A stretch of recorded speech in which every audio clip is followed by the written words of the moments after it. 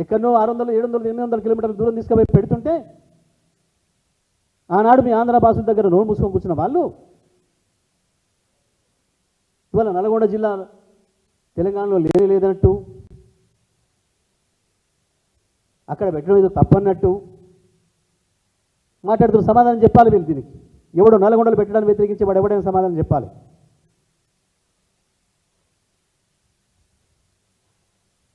సింగరేణి బొగ్గు గనులు మనందరి హక్కు, తెలంగాణ ప్రజల హక్కు.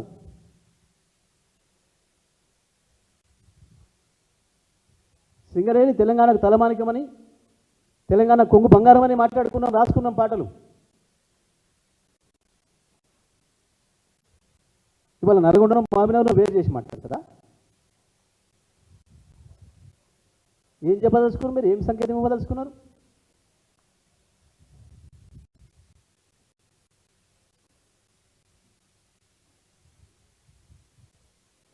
మొత్తం మీరు 60 ఏళ్ళు నాశనం చేసిపోయిన నల్గొండ జిల్లా ఇవాళ ఇప్పుడిప్పుడే ఎదుగుతుంది ఆర్థికంగా.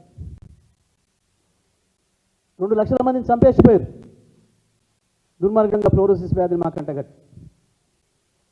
ఇవాళ పోగొట్టుకున్నాం. కేసీఆర్ నాయకత్వంలో 6 ఏళ్లలోనే ఫ్లోరిన్ మహమ్మారిని మాయం చేసినాం.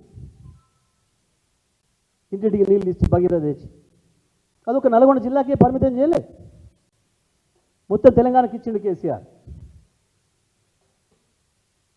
సమస్య ఎక్కడ ఒక ప్రాంతంలో ఉన్నా రాష్ట్రం అంతా ఒక తీరుగా అభివృద్ధి కావాలి అని చెప్పి ఆలోచన చేసి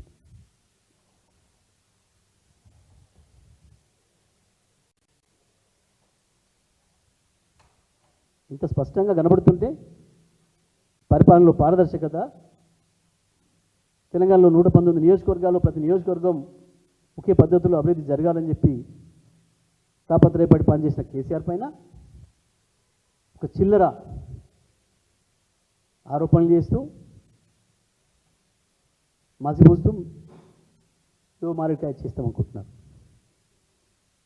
కానీ తెలంగాణ ప్రజలేం నమ్మరు.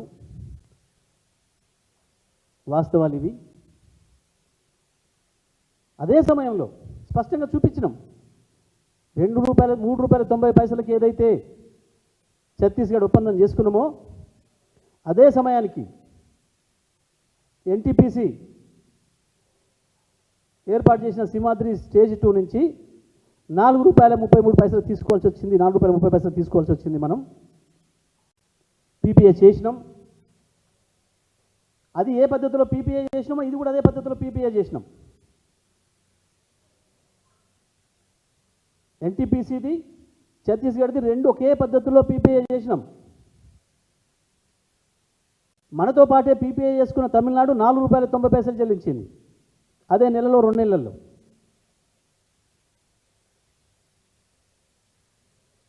ఆ రోజుకి ₹3.90 మనం ఏదైతే ఛత్తీస్గఢ్ పవర్ చెల్లిస్తున్నామో ఆ సమయానికి ఎన్టీపీసీ నుంచి మనం తీసుకుంటున్న జెజర్ నుంచి తీసుకుంటున్న విద్యుత్కి ₹17 యూనిట్కి చెల్లిస్తున్నాం. కూడంకల నుంచి తీసుకున్న విద్యుత్కి ₹11 చొప్పున చెల్లిస్తున్నాం. మీ కాలంలో జరిగిన అగ్రిమెంట్ ₹17 ఎక్కువనా, ₹3.90 ఎక్కువనా, ₹11 ఎక్కువనా, ₹3.90 ఎక్కువనా, ₹4.90 ఎక్కువనా, ₹3.90 ఎక్కువనా, ₹4.30 ఎక్కువనా, ₹3.90 ఎక్కువనా? లేదా వీళ్ళకి సోయి చదువుకోలేదా కోదండరాం? వీటి మీదనే సమాధానం చెప్పాలి. డొంక తిరుగుడు పోవద్దు కోదండరాం. ప్రజలకు అర్థం కాకుండా మాట్లాడవద్దు. నేను చెప్పినంత స్పష్టంగా ప్రజలకు అర్థమయ్యే భాషలో పెట్టి వీటి సమాధానం చెప్పాలి. వాళ్ళు రాయించిన దొంగరాతలకు, రోతరాతలకు మద్దతు ఇస్తూ ఈ రకంగా ప్రజలను దాని ప్రకారం పెట్టించే ప్రయత్నం చేస్తారా?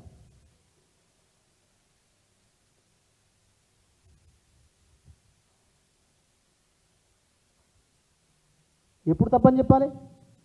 ఆ సమయానికి అవతల ఇంకెక్కడ ₹2, ₹3 దొరుకుతుండే పక్క రాష్ట్రం వాళ్ళు ఇగో ₹2.80, ₹3.80 చేసుకున్నారు, లేదా ₹3.89 చేసిండ్రు.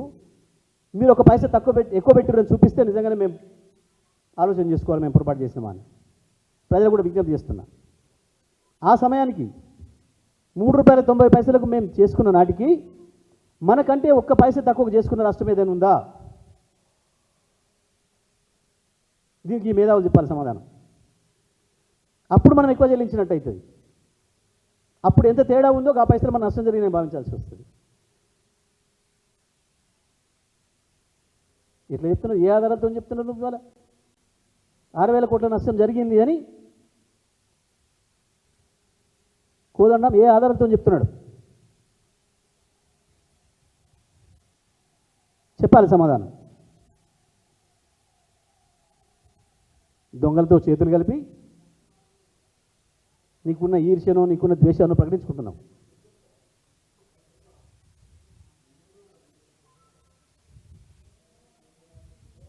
అందుకే ఇవాళ ఏదైతే తప్పుడు రాతలు రాసి ఎవడు లేకుండా ఎవడు చెప్పకుండా దానికి అమ్మ ఎవడో చెప్పకుండా ఆధారం లేకుండా రాసిన రాతల్ని మేము ఖండిస్తూ ఉన్నాం. తప్పకుండా భవిష్యత్తులోనైనా ఇటువంటి వేసేటప్పుడు ఆ మీడియా హౌసెస్ మీరు బాధ్యతగా ఉండాలని చెప్పి కూడా మేము విజ్ఞప్తి చేస్తాం.